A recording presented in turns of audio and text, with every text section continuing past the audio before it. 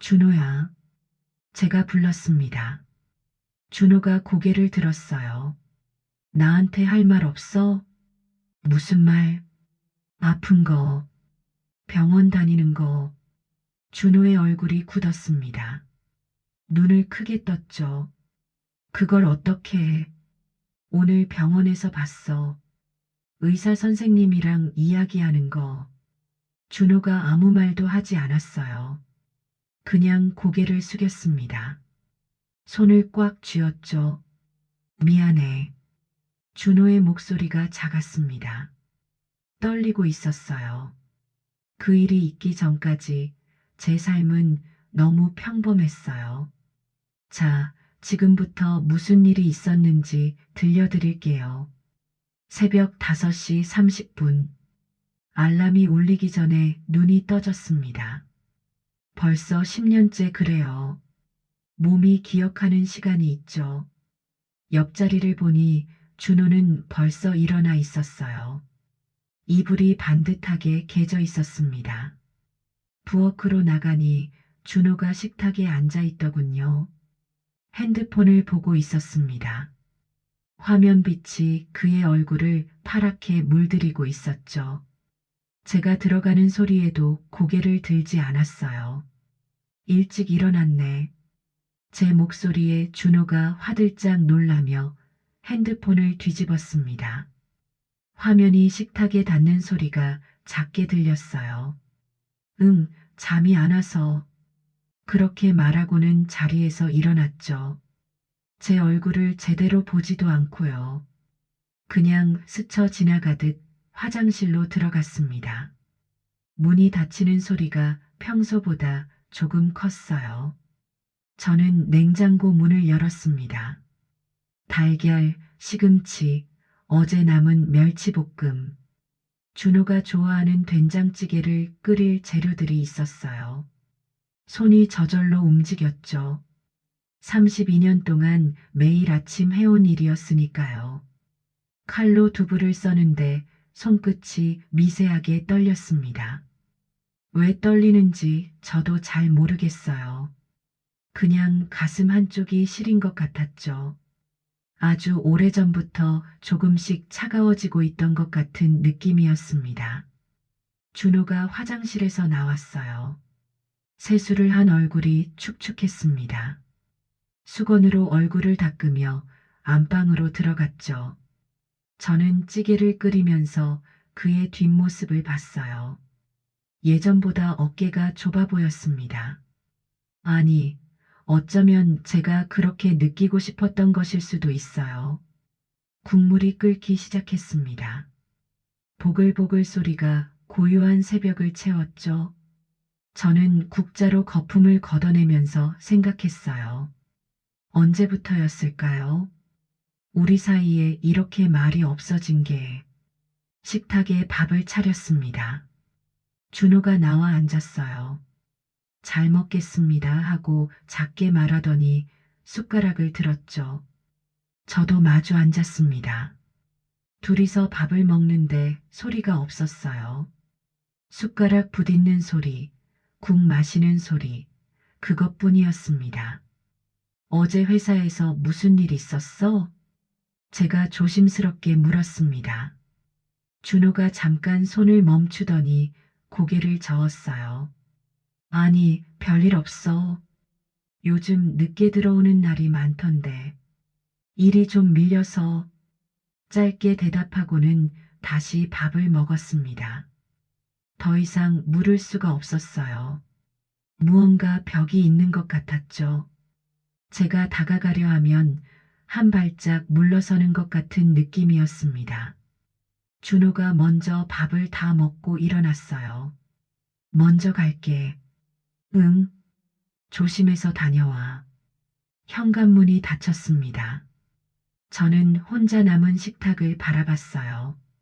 준호의 자리에 반찬 몇 개가 그대로 남아 있었습니다. 평소엔 다 먹었던 멸치볶음이었죠. 제가 어제 볶은 것인데 그릇을 치우면서 물을 틀었습니다. 따뜻한 물이 손등을 적셨어요.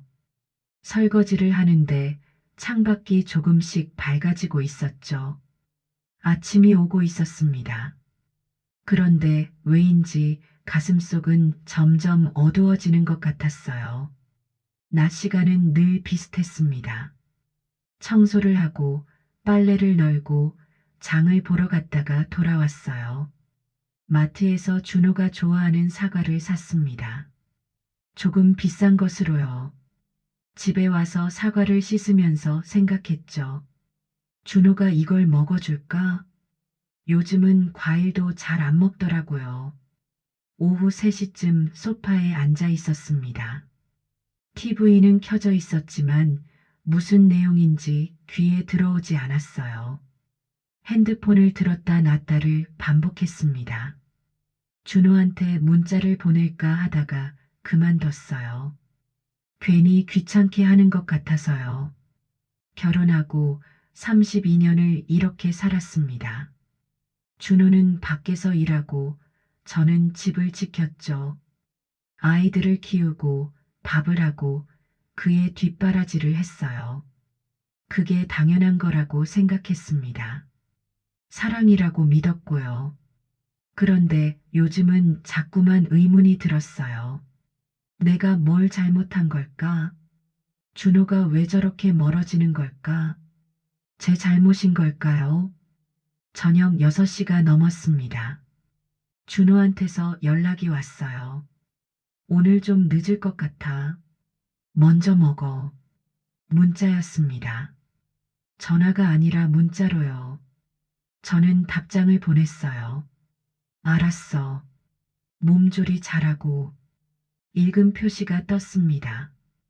답장은 없었죠. 혼자 저녁을 차렸어요. 국 한 그릇, 밥 한 공기, 반찬 몇 가지. 식탁에 앉으니 너무 넓어 보였습니다. 준호의 빈자리가 유독 크게 느껴졌어요. 밥을 떠서 입에 넣었는데 목으로 넘어가지 않았습니다. 그냥 내려놓고 싱크대로 갔어요. 물을 한 컵 마셨죠. 창밖을 봤습니다. 건너편 아파트에 불이 하나씩 켜지고 있었어요. 저녁을 먹는 가족들이 보였습니다. 웃으면서 이야기를 나누는 모습도요. 우리도 저랬었죠. 아이들이 어렸을 때는 식탁이 시끄러웠어요. 애들이 학교 이야기를 하고 준호가 가끔 농담을 던지면 다들 웃고 그런 날들이 있었습니다. 그런데 아이들이 독립하고 나니 집이 너무 조용해졌어요. 둘만 남았죠. 처음엔 괜찮았습니다. 이제 우리 시간이라고 생각했어요. 오히려 좋을 거라고요. 그런데 시간이 지날수록 대화가 줄어들었습니다. 할 말이 없어진 건지 말할 필요가 없어진 건지 잘 모르겠어요. 밤 9시가 넘어서 현관문이 열렸습니다. 준호였어요. 저는 소파에서 일어나 현관으로 나갔죠. 왔어? 응. 준호는 구두를 벗으면서 힐끗 저를 봤어요. 그리고는 곧바로 시선을 내렸습니다. 뭔가 피하는 것 같았어요. 저녁 먹었어? 응, 밖에서 먹었어. 뭐 먹었는데? 그냥 김밥. 김밥이요. 준호는 김밥을 별로 안 좋아합니다. 식사로 생각하지 않는 사람이죠. 그런 사람이 김밥을 먹었다고요? 김밥? 배 안 고파? 괜찮아. 피곤해서 먼저 씻을게. 준호가 안방으로 들어갔습니다. 가방을 침대에 툭 던지고 옷장에서 옷을 꺼냈어요. 그리고 화장실로 들어갔죠. 문이 닫히는 소리가 들렸습니다. 저는 거실에 서 있었어요. 왜인지 발이 떨어지지 않았죠. 가슴이 답답했습니다. 뭔가 잘못되고 있다는 느낌이 자꾸만 커졌어요. 샤워하는 소리가 들렸습니다. 물 흐르는 소리가 고요한 집안을 채웠죠. 저는 부엌으로 가서 냉장고를 열었어요. 준호를 위해 남겨둔 반찬들이 있었습니다. 그런데 오늘도 혼자 먹어야 할 것 같았어요. 문득 준호의 가방이 눈에 들어왔습니다. 침대 위에 놓인 검은색 서류 가방이었죠. 저는 그쪽으로 한 발짝 다가갔어요. 그러다 멈췄습니다. 안 돼요. 이러면 안 되는데. 하지만 발이 저절로 움직였습니다. 가방 앞까지 갔어요. 손을 뻗었다가 다시 걷었죠. 심장이 빠르게 뛰었습니다. 화장실 문이 열렸어요. 저는 화들짝 놀라며 뒤로 물러섰습니다. 준호가 수건으로 머리를 닦으며 나왔죠. 왜 여기 서 있어? 아, 그냥 옷 좀 개려고. 거짓말이었어요. 저는 옷장으로 가서 아무 옷이나 꺼냈습니다. 손이 떨렸죠. 준호가 제 뒤에서 옷을 갈아입는 소리가 들렸어요. 먼저 잘게. 피곤해. 준호가 불을 끄고 누웠습니다. 등을 보이고요. 저는 한참을 서 있다가 침대 반대편으로 갔어요. 조심스럽게 누웠죠. 어둠 속에서 준호의 숨소리가 들렸습니다. 규칙적이었어요. 잠든 것 같았죠. 저는 천장을 바라봤습니다. 눈이 감기지 않았어요. 김밥을 먹었다는 말이 자꾸 마음에 걸렸습니다. 왜 그랬을까요? 저와 밥을 먹기 싫었던 걸까요? 아니면 정말 늦어서 그랬던 걸까요? 모르겠어요. 아무것도 확신할 수가 없었습니다. 그저 불안하고 두렵기만 했죠. 옆에 준호가 있는데 너무 멀게 느껴졌어요. 손을 뻗으면 닿을 거리인데 닿을 수 없는 것 같았습니다. 보이지 않는 벽이 있는 것처럼요. 며칠이 지났습니다. 준호는 더 늦게 들어오기 시작했어요. 10시, 11시, 어떤 날은 자정이 넘어서도 들어오지 않았죠. 연락은 항상 문자로만 왔습니다. 늦을 것 같아. 먼저 자. 내일 봐. 짧은 문장들이었어요. 저는 매번 답장을 보냈지만 대화는 이어지지 않았죠. 읽음 표시만 뜰 뿐이었습니다.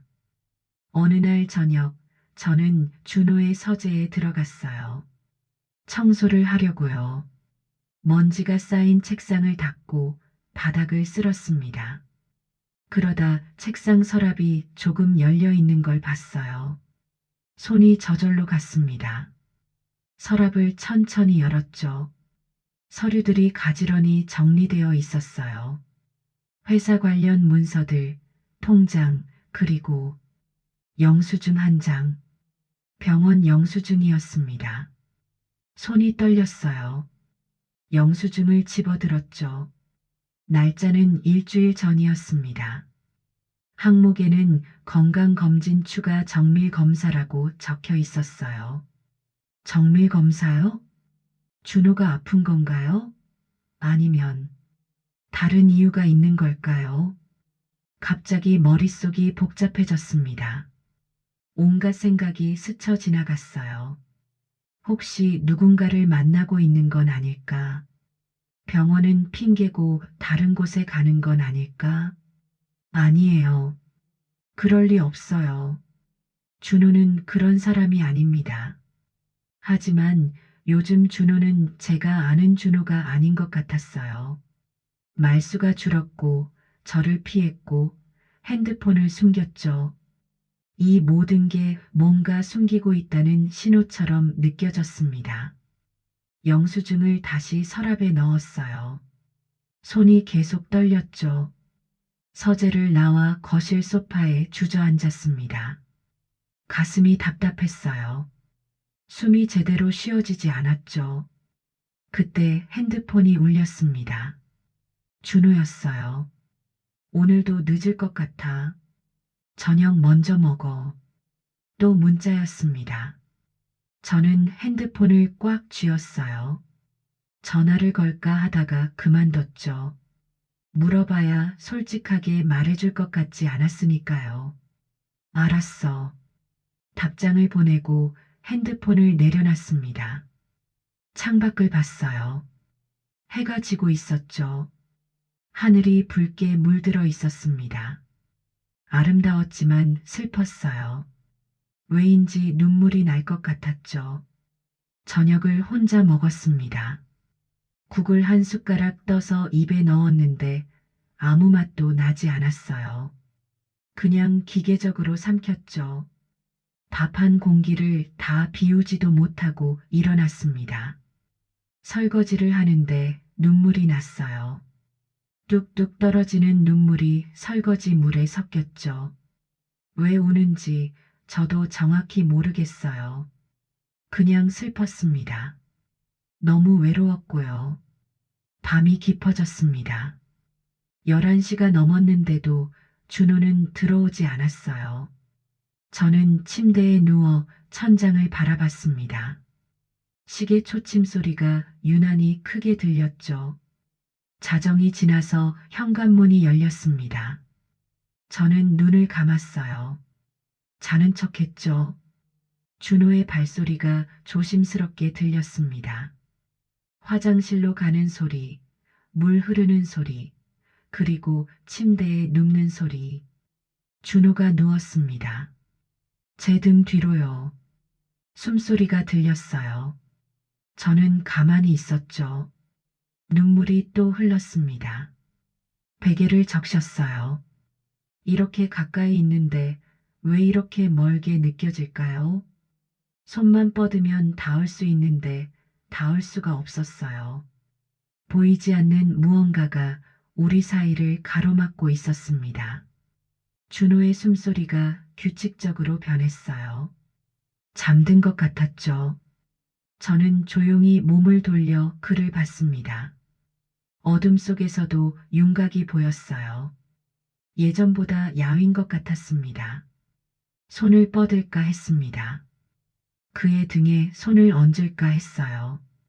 하지만 할 수 없었죠. 거부당할까봐 두려웠습니다. 그렇게 밤이 깊어갔어요. 다음 날 아침도 비슷했습니다. 준호는 일찍 일어나 서둘러 준비했어요. 아침도 거의 먹지 않았죠. 오늘 저녁엔 일찍 들어올 수 있어? 제가 조심스럽게 물었습니다. 준호가 잠깐 멈칫하더니 고개를 저었어요. 글쎄, 확실하진 않아. 오늘 내가 갈비찜 해놓을게. 내가 좋아하는 거. 고마워. 그런데 기대는 하지 마. 늦을 수도 있으니까. 준호가 현관문을 나섰습니다. 저는 문이 닫히는 소리를 들으며 그 자리에 서 있었어요. 가슴 한쪽이 무너지는 것 같았죠. 그날 오후 저는 결심했습니다. 알아야겠다고요. 이대로는 더 이상 견딜 수 없었어요. 의심이 저를 갉아먹고 있었죠. 준호의 서재에 다시 들어갔습니다. 서랍을 열고 병원 영수증을 다시 꺼냈어요. 병원 이름과 주소를 핸드폰에 적었죠. 서울중앙병원 내과. 오후 5시쯤 집을 나섰습니다. 병원까지는 지하철로 새 정거장이었어요. 차 안에서 계속 생각했죠. 내가 지금 뭐 하는 건가? 이래도 되는 건가? 하지만 발길을 돌릴 수 없었습니다. 알아야 했어요. 진실이 뭔지. 병원에 도착했습니다. 큰 건물이었어요. 사람들이 많았죠. 저는 로비를 지나 내과 쪽으로 갔습니다. 복도를 천천히 걸으면서 주변을 살폈어요. 대기실에 많은 사람들이 앉아 있었습니다. 저는 구석 의자에 앉았어요. 핸드폰을 꺼내 시간을 확인했죠. 5시 30분. 준호가 병원에 올까요? 오늘도 늦게 들어온다고 했으니 혹시 여기 들를지도 몰라요. 30분이 지났습니다. 준호는 보이지 않았어요. 1시간이 지났죠. 여전히 없었습니다. 혹시 제가 잘못 생각한 걸까요? 준호는 병원에 온 게 아니었을까요? 일어서려는데 저 멀리 익숙한 뒷모습이 보였어요. 준호였습니다. 심장이 멎는 것 같았어요. 준호는 복도 끝에서 의사와 이야기를 나누고 있었습니다. 진지한 표정이었어요. 의사가 뭔가를 설명하고 있었고 준호는 고개를 끄덕이고 있었죠. 저는 자리에서 일어났습니다. 가까이 가고 싶었지만 발이 떨어지지 않았어요. 그냥 멀리서 지켜봤죠. 대화가 끝났습니다. 준호가 고개를 숙여 인사했어요. 의사도 가볍게 고개를 숙였죠. 그리고 준호가 돌아섰습니다. 그의 얼굴이 보였어요. 피곤해 보였습니다. 아니, 지쳐 보였죠. 눈밑이 어두웠고 입술은 바짝 마른 것 같았어요. 어깨도 축 처져 있었습니다. 저는 그 순간 알았어요. 준호는 누군가를 만나고 있는 게 아니었습니다. 아팠던 거예요. 혼자서 버티고 있었던 거죠. 준호가 걸어갔습니다. 저는 벽 뒤에 숨었어요. 심장이 터질 것처럼 뛰었죠. 준호가 스쳐 지나갔습니다. 그의 발소리가 점점 멀어졌어요. 저는 그 자리에 그대로 서 있었습니다. 다리에 힘이 풀렸어요. 벽에 등을 기댔죠. 미안했습니다. 너무 미안했어요. 준호를 의심했던 제가, 혼자 아파하는 걸 몰랐던 제가, 눈물이 났어요. 참을 수 없었죠. 복도 한쪽에 주저앉아 얼굴을 손으로 가렸습니다. 소리 없이 울었어요. 사람들이 지나갔습니다. 누군가 괜찮냐고 물었지만 대답할 수 없었어요. 그냥 고개만 끄덕였죠. 한참을 그렇게 있었습니다. 눈물이 멈추지 않았어요. 가슴이 너무 아팠죠. 왜 말하지 않았을까요? 왜 혼자 아파했을까요? 제가 옆에 있는데 32년을 함께한 사람인데 핸드폰을 꺼냈습니다. 준호한테 전화를 걸까 했어요. 하지만 할 수 없었죠. 뭐라고 말해야 할지 몰랐으니까요. 그냥 문자를 보냈습니다. 저녁 차려놨어. 천천히 들어와. 기다릴게. 읽음 표시가 떴습니다. 답장은 없었어요. 저는 천천히 일어났습니다. 병원을 나와 집으로 돌아갔죠. 지하철 안에서 창밖을 봤어요. 어둠이 내리고 있었습니다. 집에 도착해서 부엌으로 갔어요. 아침에 준비해둔 갈비찜 재료가 있었죠. 손을 씻고 요리를 시작했습니다. 갈비를 씻고 양념을 만들고 냄비에 넣었어요. 불을 켜고 천천히 끓였죠. 국물이 보글보글 끓는 소리가 들렸습니다. 요리를 하면서 계속 눈물이 났어요. 손등으로 닦아냈지만 계속 흘렀죠. 멈출 수가 없었습니다. 밤 9시가 넘어서 현관문이 열렸습니다. 준호였어요. 저는 부엌에서 나가지 않았죠. 그냥 거기 서서 기다렸습니다. 준호가 천천히 안으로 들어왔어요. 저를 봤죠. 왔어? 제 목소리가 떨렸습니다. 준호는 잠깐 저를 보다가 고개를 끄덕였어요. 응. 밥 먹었어? 아직? 앉아. 차려놓을게. 저는 식탁에 갈비찜을 올렸습니다. 밥도 퍼서 놓았고 반찬도 몇 가지 놓았어요. 준호가 식탁에 앉았죠. 저도 마주 앉았습니다. 둘 다 말이 없었어요. 준호가 숟가락을 들어 한 입 먹었습니다. 천천히 씹었죠. 맛있어. 준호가 작게 말했어요. 그리고는 계속 먹었습니다. 저는 그를 바라봤어요. 밥을 먹는 모습이 예전 같지 않았죠. 힘없어 보였습니다. 준호야. 제가 불렀습니다. 준호가 고개를 들었어요. 왜? 나한테 할 말 없어? 준호의 손이 멈췄습니다. 숟가락을 내려놓았어요. 무슨 말? 아픈 거, 병원 다니는 거. 준호의 얼굴이 굳었습니다. 눈을 크게 떴죠. 그걸 어떻게 해? 오늘 병원에서 봤어. 의사 선생님이랑 이야기하는 거. 준호가 아무 말도 하지 않았어요. 그냥 고개를 숙였습니다. 손을 꽉 쥐었죠. 미안해. 준호의 목소리가 작았습니다. 떨리고 있었어요. 왜 말 안 했어? 걱정시키고 싶지 않아서. 걱정시키고 싶지 않아서? 그럼 나는 뭐야? 당신 혼자 다 짊어지고 가는 게 맞는 거야? 제 목소리가 커졌습니다. 참을 수 없었어요. 난 32년 동안 당신 옆에 있었어. 같이 웃고, 같이 울고, 같이 늙어왔잖아. 그런데 왜 이런 건 혼자 감당하려고 해? 나는 당신한테 뭐야? 눈물이 났습니다. 막을 수 없었어요. 준호가 고개를 들었어요. 그의 눈에도 눈물이 고여 있었습니다. 미안해. 정말 미안해. 준호의 목소리가 깨졌습니다. 나도 무서웠어. 검사 결과 기다리는 게 너무 무섭고 혹시 안 좋은 결과 나오면 어떡하나. 당신한테 짐이 될까봐. 그게 두려웠어. 준호가 얼굴을 손으로 가렸습니다. 어깨가 떨렸어요. 저는 자리에서 일어났습니다.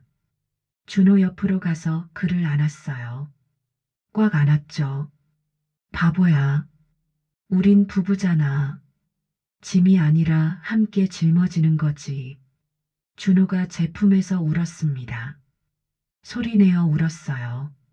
32년 결혼 생활에서 처음 보는 모습이었죠. 준호는 항상 강했어요. 울지 않았죠. 그런데 지금은 아이처럼 울고 있었습니다. 저도 울었어요. 준호를 안고 같이 울었죠. 얼마나 울었는지 모르겠어요. 한참을 그렇게 있었습니다. 울음이 잦아들었습니다. 준호가 천천히 얼굴을 들었어요. 눈이 빨갛게 부어 있었죠. 검사 결과는 괜찮았어. 큰 문제 없대. 다만 스트레스를 많이 받아서 몸이 약해진 거래. 약 먹고 관리하면 괜찮아질 거라고. 정말? 응, 정말이야. 안도의 한숨이 나왔습니다. 준호가 괜찮다니. 큰 문제가 없다니. 왜 그렇게 스트레스 받았어? 회사 일? 준호가 고개를 저었어요. 은퇴가 얼마 안 남았잖아. 그게 자꾸 신경 쓰였어. 은퇴하면 뭐하고 살지, 당신한테 실망시키진 않을지, 돈은 충분한지. 그런 생각들. 당신이 나한테 실망시킨 적 있어? 모르겠어. 요즘은 자신이 없어. 나이 들고 나니까 모든 게 불안해. 준호가 쓸쓸하게 웃었어요. 나도 마찬가지야. 제가 말했습니다. 나도 불안했어. 당신이 나를 떠나는 건 아닌가. 내가 뭘 잘못한 건가. 그런 생각들. 매일 혼자서 끙끙 앓았어. 미안해. 내가 제대로 말을 안 해서. 아니야. 나도 물어보지 않았잖아. 우린 둘 다 서툴렀어. 저는 준호의 손을 잡았습니다. 주름이 많아진 손이었어요. 예전엔 부드러웠는데 이제는 거칠었죠. 세월이 묻어 있었습니다. 이제부터는 같이 이야기하자. 힘든 것도 불안한 것도 다. 우린 혼자가 아니잖아. 준호가 고개를 끄덕였습니다. 그래. 같이 이야기하자. 준호가 제 손을 꽉 쥐었어요. 따뜻했습니다. 그날 밤은 오랜만에 푹 잤어요. 준호 옆에서 편안하게 잤습니다. 손을 맞잡은 채로요. 아침에 눈을 떴을 때도 여전히 손을 잡고 있었죠. 준호도 깨어 있었어요. 저를 보고 있었습니다. 잘 잤어? 응. 오랜만에 잘 잔 것 같아. 나도. 준호가 미소 지었어요. 오랜만에 보는 따뜻한 미소였습니다. 아침을 같이 먹었어요. 이번엔 대화가 이어졌죠. 오늘 뭐 할 거야? 장 보고 청소하고 평소처럼. 나랑 같이 산책 갈래? 저녁에 일찍 들어올게. 정말? 응. 요즘 걷기 운동해야 된대. 의사가. 그럼 같이 걷자.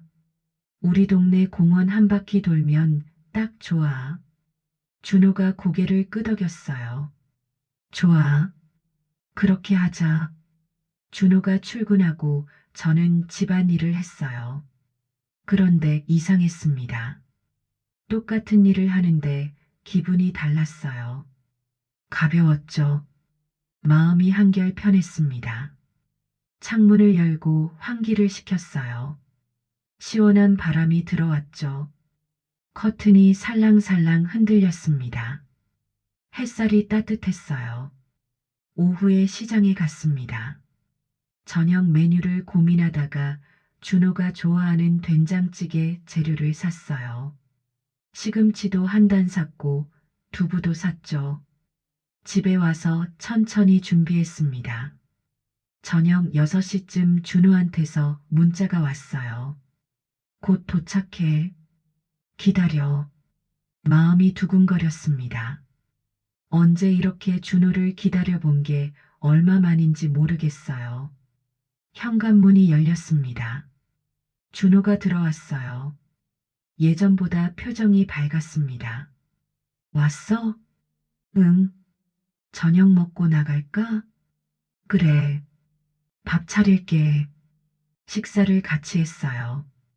이야기를 나누면서요. 소소한 것들이었습니다. 회사에서 있었던 일, 제가 시장에서 본 것들.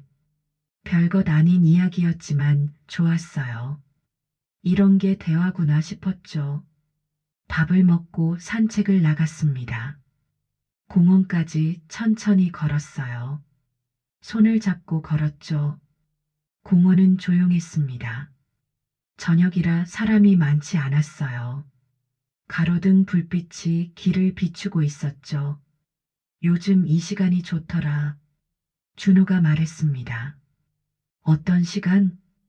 해지고 나서 하루가 끝나가는 시간. 뭔가 마음이 편안해져. 나도 예전엔 외로웠는데 요즘은 편안해. 외로웠어? 응. 당신이 늦게 들어올 때 혼자 있으면 생각이 많아지더라. 미안해. 이제 괜찮아. 저희는 천천히 걸었습니다. 바람이 불었어요. 시원했죠. 나뭇잎이 바스락거리는 소리가 들렸습니다.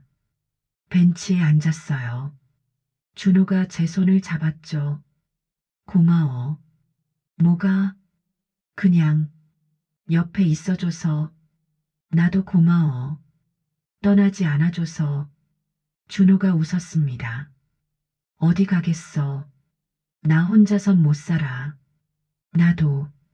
저희는 한참을 그렇게 앉아 있었어요. 말없이 손만 잡고요. 그게 좋았습니다. 말이 없어도 편안했죠. 별이 보였습니다. 도시라 많이 보이진 않았지만 몇 개가 반짝이고 있었어요. 저기 봐. 별. 준호가 하늘을 가리켰습니다. 진짜네. 오랜만에 보는 것 같아.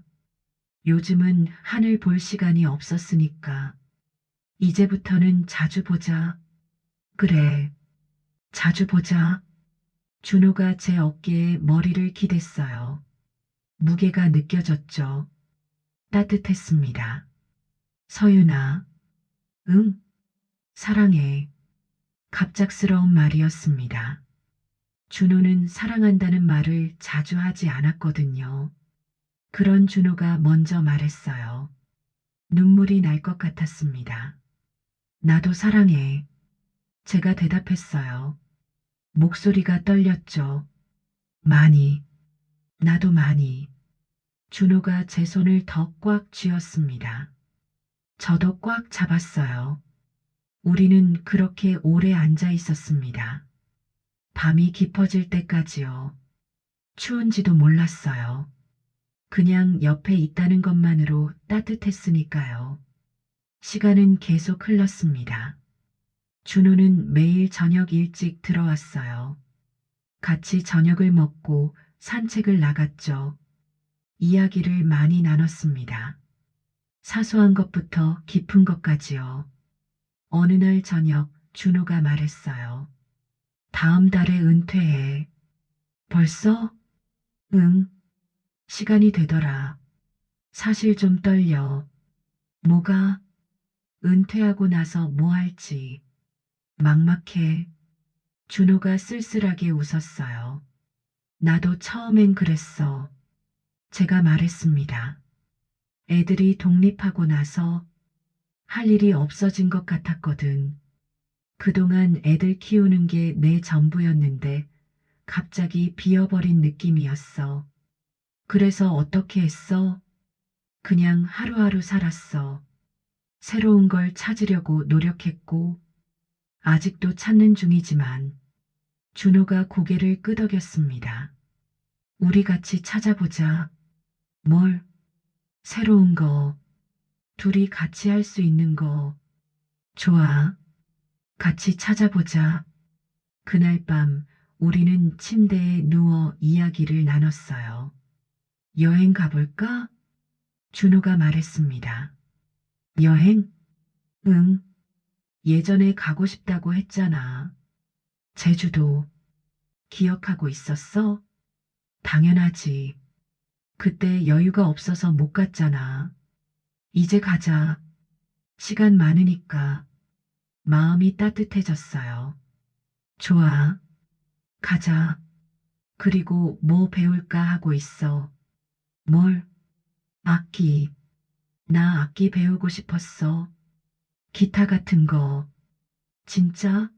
나도 뭔가 배우고 싶었어. 그림 같은 거. 그럼 같이 배우자. 너는 그림, 나는 기타. 좋아. 그렇게 하자.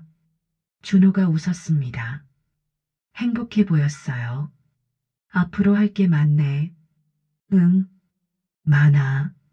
저도 웃었죠. 다음 주 저희는 문화센터에 등록했어요.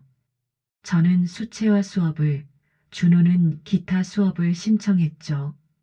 수업은 같은 날 같은 시간이었습니다.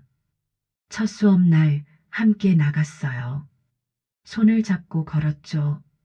마치 데이트하는 것처럼요. 떨려. 준호가 말했습니다. 나도. 얼마 만에 배우는 거야. 그러게. 학생 때 이후 처음인 것 같아. 문화센터에 도착했어요. 각자 교실로 들어갔죠. 수업이 끝나면 만나기로 했습니다. 수채화 수업은 재미있었어요.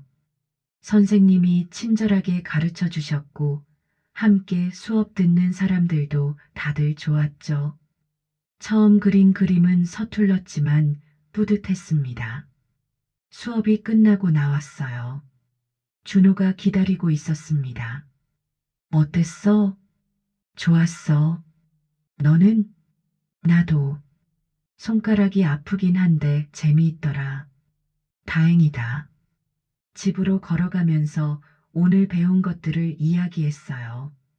준호는 기타 코드를 배웠다고 했고, 저는 물감 섞는 법을 배웠다고 했죠. 나중에 내가 그림 그리면 당신이 기타로 배경음악 깔아줘. 제가 농담처럼 말했어요. 좋아. 그럼 난 당신 그림을 액자에 넣어서 벽에 걸게. 정말? 당연하지. 준호가 웃으며 제 손을 꽉 쥐었습니다. 집에 도착해서 저녁을 준비했어요. 준호가 옆에서 도와줬죠. 함께 요리하는 것도 오랜만이었습니다. 양파 좀 썰어줄래? 응.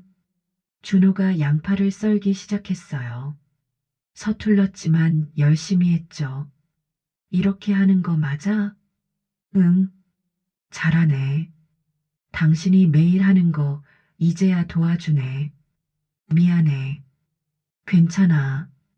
이제라도 도와주잖아. 저희는 웃으면서 요리를 했습니다. 부엌이 따뜻했어요. 웃음소리로 가득했죠. 저녁을 먹고 설거지를 함께 했어요.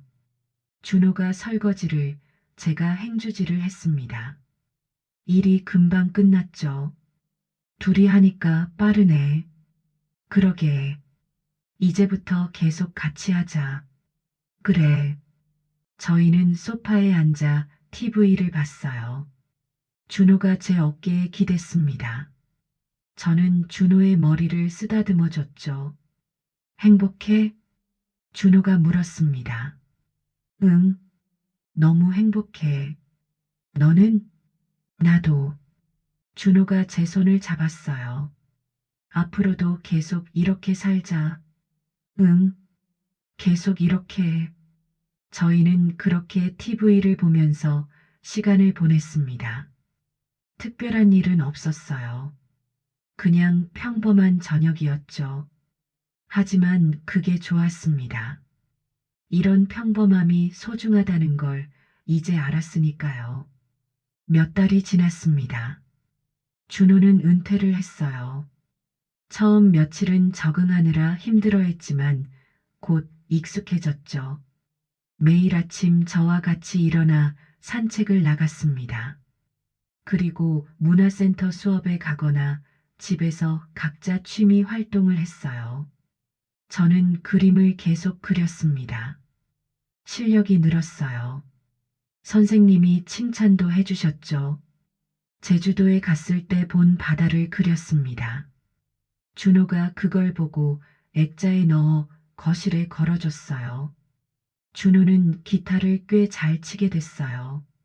저녁에 가끔 연주해줬죠. 서툴지만 마음이 담긴 연주였습니다. 제가 좋아하는 노래를 연습해서 들려줬을 때는 눈물이 날 뻔했어요. 좋아? 준호가 물었어요. 너무 좋아. 다행이다. 한 달 동안 연습했어. 그렇게 오래? 응. 당신 좋아하는 노래니까. 가슴이 따뜻해졌습니다. 어느 날 저녁 큰딸 지연이가 찾아왔어요. 결혼하고 다른 도시에 살고 있어서 자주 못 만났는데 오랜만에 온 거였죠. 엄마, 아빠, 지연이가 안으로 들어왔습니다. 밝은 얼굴이었어요. 어서 와. 밥 먹었어? 아직이요. 배고파요. 그럼 같이 먹자. 내가 좋아하는 김치찌개 끓여놨어. 식사를 함께 했습니다. 지연이가 이런저런 이야기를 했어요. 직장 이야기, 남편 이야기, 친구 이야기. 그런데 엄마, 아빠, 요즘 뭔가 달라 보이세요. 지연이가 말했습니다. 뭐가? 표정이요. 두 분 다 밝아 보여요. 예전보다 훨씬 행복해 보이시는 것 같아요. 준호와 제가 서로를 봤어요.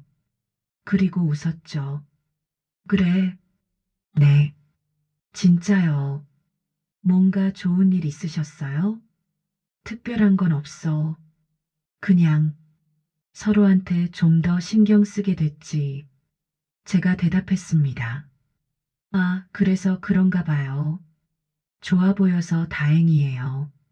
사실 전에는 조금 걱정했거든요. 걱정? 네. 두 분이 너무 말이 없으셔서 뭔가 사이가 안 좋은 것 같았어요. 지연이의 말에 준호가 미안한 표정을 지었어요. 그랬구나. 걱정 끼쳐서 미안해. 아니에요. 지금 좋으시면 됐죠. 앞으로도 계속 이렇게 지내세요. 그럴게. 지연이가 돌아가고 저희는 설거지를 했어요. 지연이 말 들었어? 제가 물었습니다.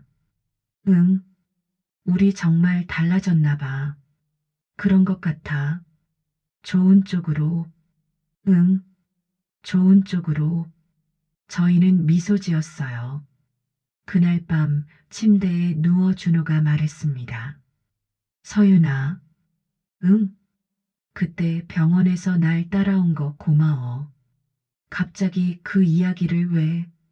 그때 생각해 봤어. 당신이 안 왔으면 어땠을까? 나 혼자 계속 끙끙 앓고 당신은 계속 오해하고 우리 관계가 돌이킬 수 없을 만큼 멀어졌을지도 몰라. 그랬을 수도 있겠네. 당신이 용기 내줘서 고마워. 나한테 다가와줘서 나도 고마워. 솔직하게 말해줘서 준호가 제 손을 잡았어요. 이제 알았어. 뭘? 사랑은 편안해지는 게 아니라 계속 배우는 거라는 걸. 나이 들었다고 다 아는 게 아니더라. 아직도 배울 게 많아. 저는 고개를 끄덕였습니다. 나도 그래. 32년을 같이 살았는데도 모르는 게 많더라. 당신 생각, 당신 마음. 앞으로는 자주 물어볼게. 당신 생각이 뭔지, 뭘 느끼는지. 나도 자주 말할게. 숨기지 않고, 그래. 그렇게 하자. 준호가 저를 안았습니다. 따뜻한 품이었어요. 저도 준호를 안았죠. 사랑해. 준호가 속삭였습니다. 나도 사랑해. 저도 속삭였어요. 우리는 그렇게 한참을 안고 있었습니다. 말없이요. 말이 필요 없었어요. 그냥 느껴졌으니까요. 서로의 온기가, 서로의 마음이. 아침이 밝았습니다. 햇살이 커튼 사이로 들어왔어요. 따뜻한 빛이었죠. 눈을 떴을 때 준호가 저를 보고 있었습니다. 깼어? 응. 언제 깼어? 조금 전에. 당신 자는 거 보고 있었어. 왜? 그냥 예쁘게 자길래. 준호가 웃었어요. 저도 웃었죠. 일어나서 커튼을 열었습니다. 맑은 날이었어요. 하늘이 파랗게 개어 있었죠. 날씨 좋다. 산책 나갈까? 그래. 아침 먹고 나가자. 함께 아침을 준비했습니다. 준호가 계란을 풀고 저는 토스트를 구웠어요. 간단한 아침이었지만 맛있었죠. 밥을 먹고 산책을 나갔습니다. 공원까지 천천히 걸었어요. 손을 잡고요. 공원에는 사람들이 많았습니다. 운동하는 사람, 산책하는 사람, 벤치에 앉아 있는 사람. 다들 자기만의 시간을 보내고 있었어요. 저희는 나무 그늘 아래 벤치에 앉았습니다. 바람이 불었어요. 시원했죠. 행복해? 제가 물었어요. 응, 너무 행복해. 나도. 저희는 한동안 말없이 앉아 있었습니다. 바람소리, 새소리, 아이들 웃음소리가 들렸어요. 평범한 일상의 소리였죠. 그런데 그게 좋았습니다. 이 평범함이, 이 고요함이. 서윤아, 응? 앞으로도 잘 부탁해. 나야말로. 준호가 제 어깨에 머리를 기댔어요. 저는 준호의 손을 꽉 잡았죠. 우리에게는 아직 시간이 남아 있었습니다. 얼마나 남았는지는 모르지만요. 그래도 괜찮았어요. 지금 이 순간이 있으니까요. 함께 있다는 것, 손을 잡고 있다는 것, 서로의 온기를 느낀다는 것, 그것만으로 충분했습니다. 사랑은 완벽하지 않아도 돼요. 때론 서툴고, 때론 오해하고, 때론 멀어지기도 하죠. 하지만 다시 가까워질 수 있어요. 다가갈 용기만 있다면요. 노년의 사랑은 뜨겁지 않았습니다. 격렬하지도 않았죠. 그저 따뜻했어요. 포근했고요. 오래된 이불 같은 사랑이었죠. 그리고 그게 우리한테는 딱 맞았습니다. 바람이 또 불었어요. 나뭇잎이 바스락거렸죠. 저는 눈을 감고 바람을 느꼈습니다. 괜찮아. 이제 괜찮아. 여든이 되어도, 아흔이 되어도, 우린 여전히 서로를 배워가겠죠. 58배 다시 사랑을 배운 것처럼요. 혹시 지금 곁에 있는 사람이 멀어진 것 같나요? 그 사람도 어쩌면 혼자 아파하고 있을지 몰라요. 용기 내서 물어보세요. 손을 내밀어 보세요. 사랑은 완벽하지 않아도 괜찮습니다. 서툴러도 괜찮아요. 다시 시작할 수 있으니까요. 당신의 하루에도 늦지 않은 기적이 찾아올 거예요.